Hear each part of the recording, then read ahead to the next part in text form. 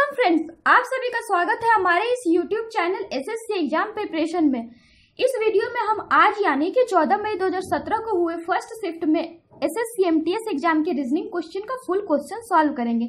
इसके पहले हमने इसके 13 क्वेश्चन सॉल्व किया था, तो अगर आपने वो वीडियो नहीं देखा हो तो हमारे चैनल के प्लेलिस्ट में जाकर जरूर देखें।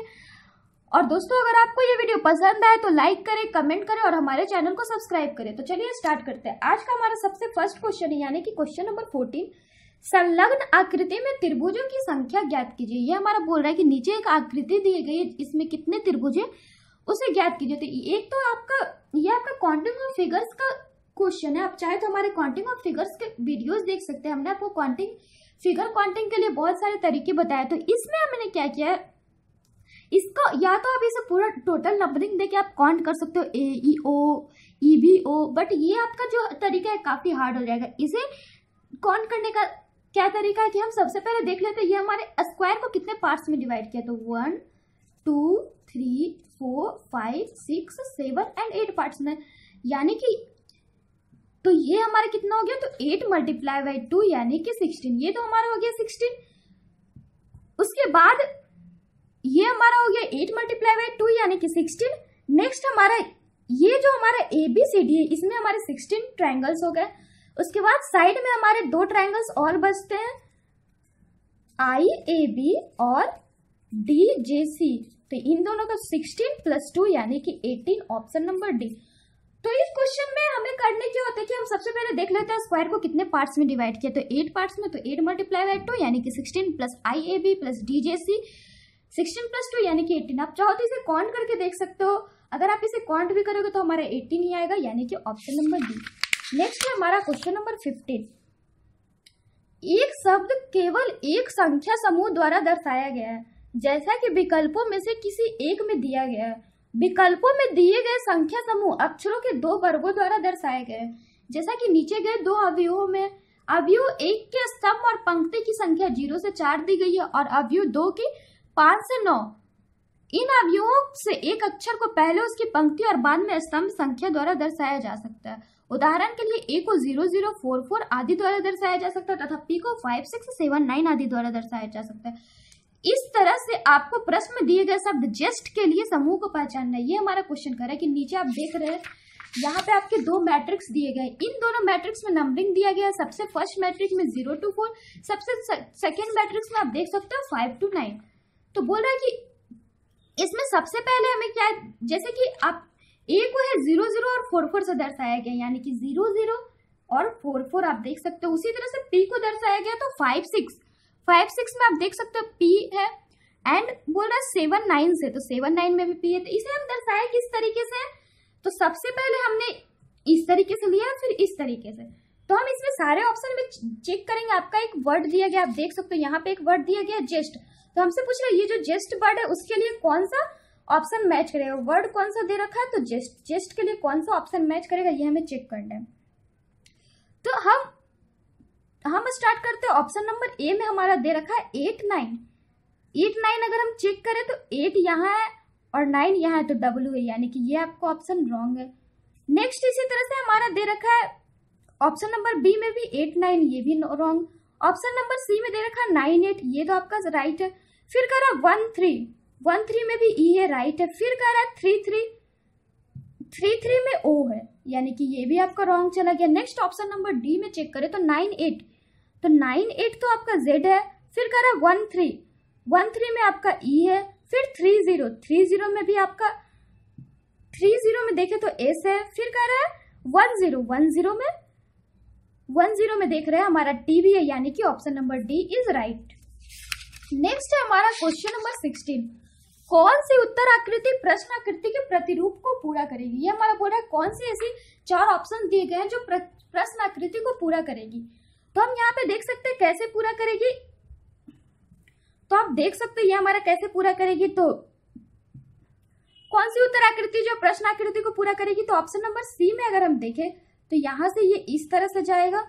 ऑप्शन नंबर ए चेक कर रहे हैं तो यहाँ से इस तरह से गया है, फिर ये यहाँ से इस तरह से गया है, फिर यहाँ से इस तरह से गया है, फिर यहाँ से इस तरह से गया है। ऑप्शन नंबर बी चेक करें तो हमारे कौन से ऑप्शन होने चाहिए जो कि यहां से भी इस तरह से जाए।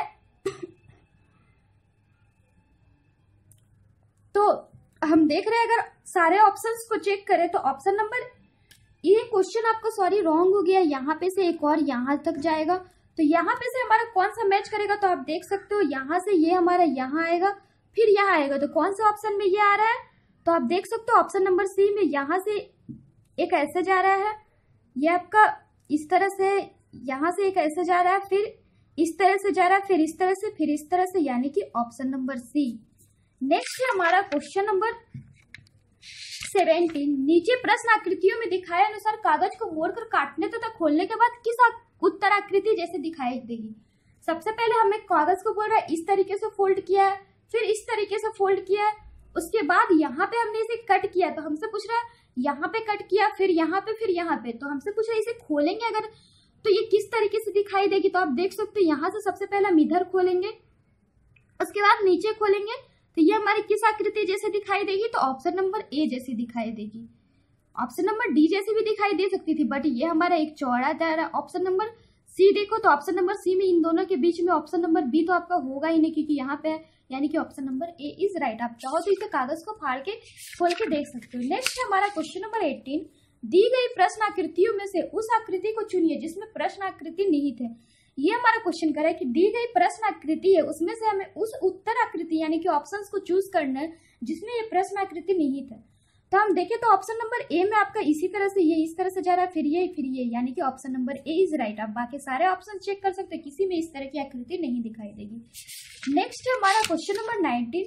निम्नलिखित में से कौन सा आरेख निम्नलिखित के बीच संबंध को दर्शाता है। नीचे हमारे बोल रहे ऑप्शंस में 4 डायग्राम दिए गए हैं, बोला कौन सा ऐसा डायग्राम है जो नीचे जो हमारे क्वेश्चन दिए गए उससे उसकी आकृति को दर्शाता है। तो आपका दिया किया गया तो फल, आम और केला।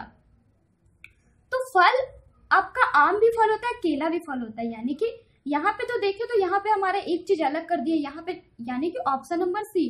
ऑप्शन नंबर डी में तो आपका कह रहा है कि जो आम है वो केला भी है, तो ये भी नहीं होगा, तो कौन सा होगा, तो ऑप्शन नंबर सी। यहाँ पे फल है, फिर ये आम है, फिर ये केला, यानी कि ऑप्शन नंबर सी। नेक्स्ट है हमारा क्वेश्चन नंबर 20। दिए गए विकल्पों में से लुप्त संख्या ज्ञात कीजिए। ये हमारा क्वेश्चन करे कि नीचे 4 विकल्प दिए गए और ये एक क्वेश्चन दिए गए, इसमें से हमें लुप्त संख्या को ज्ञात करने, तो वो कैसे, या तो हमारे मिसिंग नंबर के जो टॉपिक है आप उसमें हमें इसे आसानी से समझ सकते हैं। ये हमारा क्वेश्चन दे रखा 4, 3, 5 एंड 60, 8, 2, 8 एंड 128, 2, 2 वाट एंड 68। तो यहाँ पर देखें तो 4 मल्टीप्लाई बाई 3 मल्टीप्लाई बाई 5 60 होता है, इसी तरह से 8 मल्टीप्लाई बाई 2 मल्टीप्लाई बाई 8 128 होता है। तो नेक्स्ट भी हमारा मिसिंग नंबर्स का हमारा क्या फंडा होता है कि जो हमारे फर्स्ट टू में जो सीरीज काम करे वही थर्ड में भी काम करेगा। तो यहाँ पे हम सारे में मल्टीप्लीकेशन कर रहे थे, तो इसमें ही मल्टीप्लीकेशन करेंगे, तो 2 मल्टीप्लाई बाई 2 हो गया 4 और नीचे हमारा दिया 68, तो 68 डिवाइडेड बाई 4 यानी कि 17, ऑप्शन नंबर ए। नेक्स्ट है हमारा क्वेश्चन नंबर 21। एक या दो वक्तव्य दिए गए हैं जिसके आगे 2 निष्कर्ष या मान्यताएं 1 और 2 निकाले गए हैं। आपको विचार करना है कि वक्तव्य सत्य है चाहे यह सामान्यता ज्ञात तथ्यों से भिन्न प्रतीत होता। आपको निर्णय करना है कि दिए गए वक्तव्यों में कौन सा निश्चित रूप से सही निष्कर्ष या मान्यता निकाला जा सकता है। अपने उत्तर को निर्दिष्ट कीजिए। यह आपका क्वेश्चन असर्शन एंड रीजन से रिलेटेड है। ये हमारा क्वेश्चन करे कि नीचे जो हमारे 1 या 2 वक्तव्य यानी कि कथन दिए गए जिसके आगे 2 निष्कर्ष दिए गए हैं, आपको विचार करना है कि इसमें से कौन सा कथन से रिलेटेड निष्कर्ष है। अगर कोई निष्कर्ष रिलेटेड नहीं हो तो हम ऑप्शन नंबर ए लगाएंगे, अगर निष्कर्ष 2 हो तो ऑप्शन नंबर बी, अगर निष्कर्ष 1 हो तो ऑप्शन नंबर ए, सी, अगर निष्कर्ष 1 या 2 निकलता हो तो ऑप्शन नंबर डी। तो इस क्वेश्चन में हम देखें तो हमारे बोल रहा है कोई भी व्यक्ति गधा नहीं है, कोई भी व्यक्ति गधा नहीं है। फिर बोल रहा राहुल एक व्यक्ति है। इस तरह से हमारा ये राहुल हो गया, ये पर्सन हो गया और ये गधा हो गया। फिर निष्कर्ष एक कह रहा है राहुल गधा नहीं है, तो ये तो हमारा परफेक्ट है, राहुल गधा नहीं है। फिर बोल रहा सभी व्यक्ति राहुल नहीं, ये भी परफेक्ट है, यानी कि हमारा कौन सा निकल रहा है, तो निष्कर्ष 1 या 2 निकल रहा है, यानी कि ऑप्शन नंबर डी।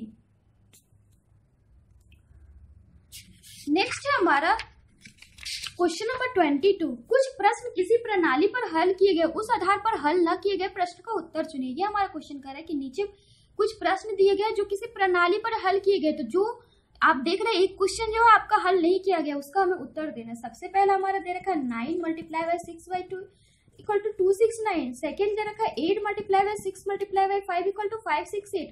तो हमसे पूछ रहा है 5 multiply by 4 multiply by 1 equal to क्या होगा। तो हम देखें 269 ये हो क्या रहा है, तो 1 2 एंड 3 अगर इसे माने तो सबसे पहले हमारे 3 नंबर यूज कर रहा है, फिर 2 फिर 1। इसी तरह से इसमें देखें तो सबसे पहले 3 फिर 2 फिर 1। उसी तरह से इसमें भी सबसे पहले 3 यूज करेगा यानी 1 फिर 4 फिर 5 यानी कि ऑप्शन नंबर सी।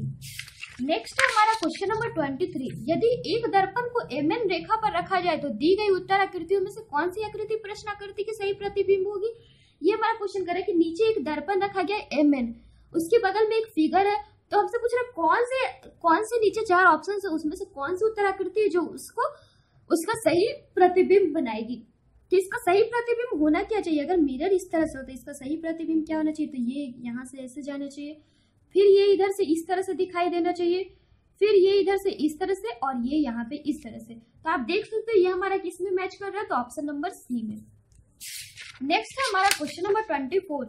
एक व्यक्ति दक्षिण दिशा की ओर मुख करके खड़ा है, वह अपने बाएं मुड़कर 10 मीटर चलता है, फिर अपने दाएं मुड़कर 15 मीटर चलता है, फिर वह अपने बाएं मुड़कर 15 मीटर चलता है। इस समय वह किस दिशा में मुख करके खड़ा है। ये हमारा क्वेश्चन बोल रहा है कि एक व्यक्ति जो है अपने दक्षिण दिशा की ओर मुख करके खड़ा है, फिर वह अपने बाएं मुड़कर 10 मीटर चलता है, तो यहाँ से वो अपने बाएं मुड़कर 10 मीटर चल रहा है। फिर बोल रहा है कि अपने दाएं मुड़कर वो 15 मीटर चलता है, तो यहाँ पे हमने किया कि ये दाएं मुड़कर कितना चला, तो 15 मीटर। फिर बोल रहा है फिर से वो अपने बाएं मुड़कर 15 मीटर चलता है, तो इधर चल रहा है 15 मीटर। तो वह किस दिशा की ओर है, किस दिशा की ओर मुख करके खड़ा है, तो पूरब दिशा की ओर यानी कि ऑप्शन नंबर डी। नेक्स्ट है हमारा क्वेश्चन नंबर 25।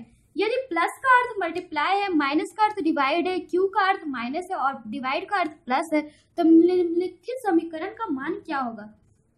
ये हमारा क्वेश्चन करा है कि यहाँ पे हमारे सिंबल्स दिए गए हैं जिसे कि चेंज किया गया, तो हमसे पूछ रहा है नीचे एक क्वेश्चन है उसका आंसर क्या होगा। दे रखा है 9 + 8 डिवाइडेड बाई 8 - 4 मल्टीप्लाई बाई 6 का क्या होगा। तो ये आपका क्वेश्चन सिंबल एंड नोटेशन से रिलेटेड है, आप चाहे तो हमारे सिंबल एंड नोटेशन के वीडियो देख सकते हैं। यहाँ पे हमारा 9, फिर कह रहा प्लस का अर्थ मल्टीप्लाई है तो मल्टीप्लाई बाई 8, फिर कह रहा डिवाइड का अर्थ प्लस है तो +8, माइनस का अर्थ आपका डिवाइड है तो डिवाइड 4, फिर कह रहा मल्टीप्लाई का अर्थ -6। इस तरह से ये हमारा हो गया 72 + 2 - 6 यानी 74 - 6 68 ऑप्शन नंबर सी। तो आज के लिए बस इतना ही। मैथ्स के वीडियो भी अपलोड कर दी गई है, आप चाहे तो हमारे वो वीडियोस भी देख सकते हैं।